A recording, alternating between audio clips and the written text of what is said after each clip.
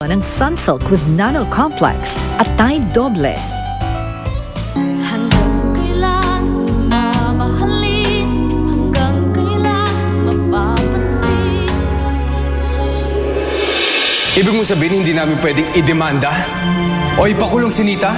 Labag yan sa karapatan ng bata. What we can do is, panagutin ng negligence yung taong dapat nakasama niya noong mga oras na yon. Hay nako, Belia, huwag kang praning dyan. Ayoko po talagang bandihin, ayoko po sumabit. Sasabihin ko na po talaga yung totoo. Tumawag ako kay Arturo. Pero hindi naman ako nakapagpakilala eh. Baka na-trace yung tawag mo. Tignan na nangyari, napahamak tuloy si Mamira. Kailangan ko pong makita ang nanay ko. Ma, nandito po kami sa Mother Teresa Medical Center. What happened? Nabaril po ni Kuya si Ate Mira, ma. Huwag mong iwan ang kuya mo, ha? Report po sa amin yung nangyari kay Mira del Castillo. Naharap po kayo sa kasong attempted homicide. Hindi naman mangyayari lahat to kung hindi namatay si Baby Angelo, hindi ba? Kasalanan to ng pumatay sa kanya. Dok, kamusta po si Ate Mira? Tatapatin ko kayo. Talagang delikado ang lagay ng pasyente. Nay, huwag kang bibitiwa. Huwag kang susuko. Lumabalik ka, Nay. Kailangan ko pa po kayo eh.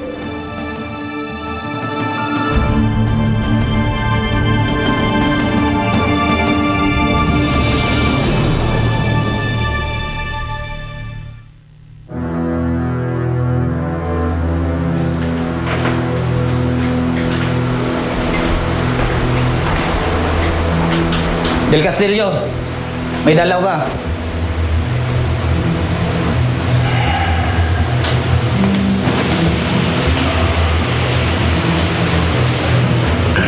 Art? Anong ginagawa mo rito? Art, bakit naman ganyan yung bati mo? Ikaw na nga itong dinadalaw eh. Hindi ko kailangan ng dala mo! Pero Art, pwede kitang tulungan. Dali ka, umalis ka. Umalis ka na! Art, kahit hindi mo naman hingin yung tulong ko, handa kitang tulungan eh, nang walang kapalit.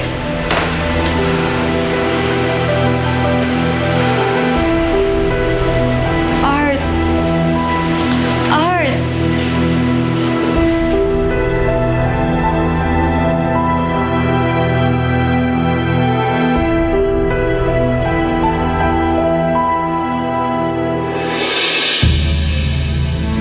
Diyos ko, wala na po ako ibang malalapitan eh. Kayo na lang po. Tulungan niyo po ang inay ko. Alam ko pong hawak niyo ang buhay namin. Kaya, pwede po bang huwag niyo po muna siyang kunin?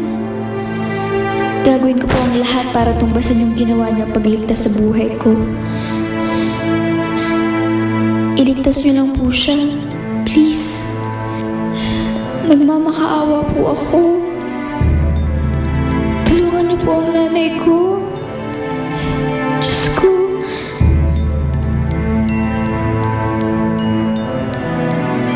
Okay, I'll tell her. Thank you. Mama, tatanong ng mga investors natin kung totoo ba daw na binaril ni Kuya si Mira. Well, tell them is that true? Mama, natatakot kasi sila eh. Baka i-pull out nila yung mga shares nila sa company natin. Hindi nila basta-basta magawa yon. May contract tayo.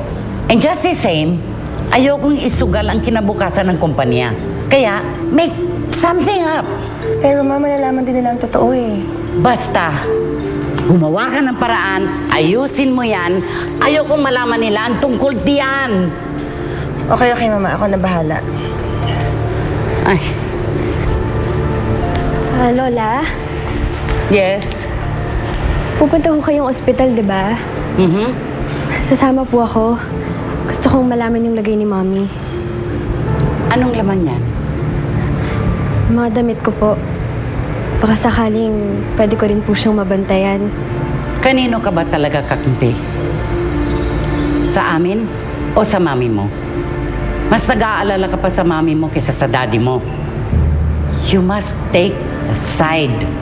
Hindi mo sila pwedeng pare-parehong kampihan at this point. Nakakulong ang daddy mo dahil sa kanila. So you better make a choice.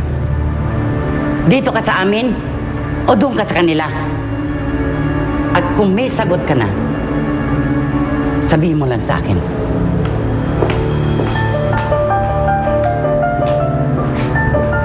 Tita, gusto ko lang naman talaga makabawi kay Mami eh. Nagigilty na ako. Alam ko ako yung dahilan ng lahat ng kaguluhang ito. Misty, don't say that. Alam mo, huwag ka masyado magpahalata. Kasi baka mamaya mabuko ka pa. Pero tita, hindi ko na kaya eh. You need to be strong, okay? Alex, alika na. Yes, Mama. You have to be strong. Lalo na at this point. Mahirap na, alam mo kapag nabuko nila kung anong ginawa mo. Sa'yo magagalit lahat, hindi na kay Nita. Sa'yo babagsak lahat.